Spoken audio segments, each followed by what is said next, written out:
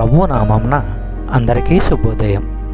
ఈరోజు దేవుని వాగ్దానం ఏమనగా యెషయా గ్రంథము 61వ అధ్యాయము 2వ వచనము.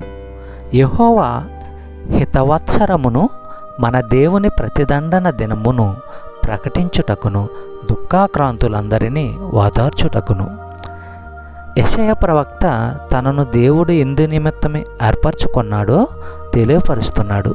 యెహోవా అనుగ్రహ సంవత్సరాన్ని, మన దేవుడు చేసే ప్రక్రియ దినాన్ని సాటించడానికి, దుఃఖించే వారందరినీ ఓదార్చడానికి ఆయన నన్ను పంపాడు అని యెషయా ప్రవక్త తెలియపరుస్తున్నాడు.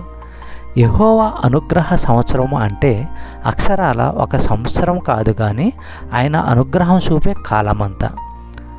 కొరింథీయులకు రాసిన 2వ పత్రిక 6వ అధ్యాయము 2వ వచనము మనము పరిశీలించినట్లయితే, అనుకూల సమయములో మీ ప్రార్థన నేను విన్నాను, రక్షణ దినములో మీకు సహాయము చేశాను.